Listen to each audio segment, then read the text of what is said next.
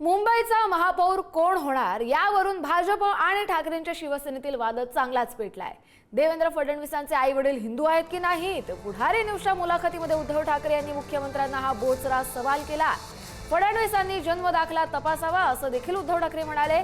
तर उद्धव ठाकरेंनी केलेल्या टीकेवरती फडणवीसांनी जोरदार पलटवार केलाय। माझ्या पोरानं हिंदुत्व चालवलं याचा माझ्या वडिलांना अभिमान असेल असं म्हणत मुख्यमंत्र्यांनी पलटवार केलाय। पुढारी न्यूजच्या मुलाखतीत उद्धव ठाकरेंनी केलेल्या टीकेची फडणवीसांनी दखल घेतली आहे। ते म्हणतात की यावेळी मुसलमान महापौर होणार आहे शिवसेनेकडून। प्रश्न असा आहे की परत संयुक्त महाराष्ट्राकडे जाईल। मी म्हणतो मराठी महापौर होणार।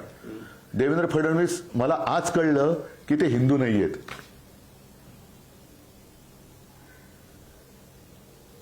देवेंद्र फडणवीस राम मंदिराच्या आंदोलनात होते। हो, पण हिंदू कुठे आहेत? कारण मी मराठी महापौर होणार म्हणतो, ते म्हणतात हिंदू होणार। मी म्हणतो मी मराठी आणि हिंदू पण आहे, पण देवेंद्र फडणवीस म्हणतात ते हिंदूला मराठीला हिंदू मानतच नाहीत। त्याच्यामुळे मला शॉक आहे, देवेंद्र फडणवीस हिंदू आहेत की नाही आहेत? त्यांचे आई वडील हिंदू होते की नव्हते? म्हणजे हा शॉक आहे मला मोठा की मी मराठी अस्सल मराठी बोलणारा कट्टर हिंदू आहे, देशाभिमानी हिंदू आहेत, पण देवेंद्र फडणवीस मराठी माणसाला हिंदू मानत नाहीत। म्हणजे ते हिंदू नाहीयेत असं मला वाटायला लागलं आता। आणि ज्या मोदींना ज्या शिवसेना प्रमुखांनी हिंदू हृदय सम्राट शिवसेना प्रमुखांनी वाचवलं तो एक अस्सल मराठी माणूस होता।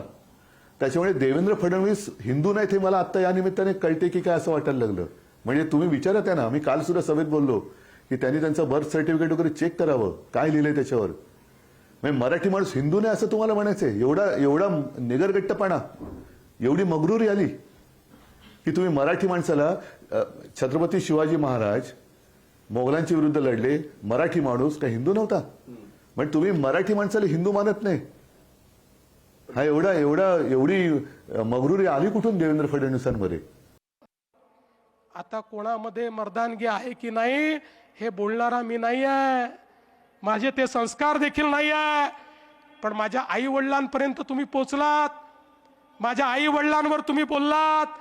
अरे शरम वाटली पाहिजे। मला एका गोष्टीचा अभिमान आहे, मी त्या बापाचा पोरगा आहे जो राष्ट्रीय स्वयंसेवक संघाचा प्रचारक होता। मी त्या बापाचा पोरगा आहे ज्या बापानं इमर्जन्सीमध्ये 2 वर्ष जेलमध्ये काढले। मी त्या बापाचा पोरगा आहे ज्याने आपलं जीवन संघर्षात घालवलं, कधी संपत्ती कमवली नाही। आणि मी तुम्हाला सांगू, अरे आज माझा बाप ज्यावेळी स्वर्गातनं मला पाहत असेल त्यावेळी त्यालाही हा आनंद होत असेल की माझं हिंदुत्व माझ्या मुलांनी या ठिकाणी चालवलं। पण तुमचे पिताश्री हिंदू हृदय सम्राट शिवसेना प्रमुख बाळासाहेब ठाकरे जेव्हा स्वर्गातनं पाहत असतील त्यावेळी त्यांना काय वाटत असेल? आता माझा मुलगा रशीद मामू सोबत बसायला लागला हे पाहिल्यानंतर त्यांना काय वाटत असेल? आणि म्हणून मी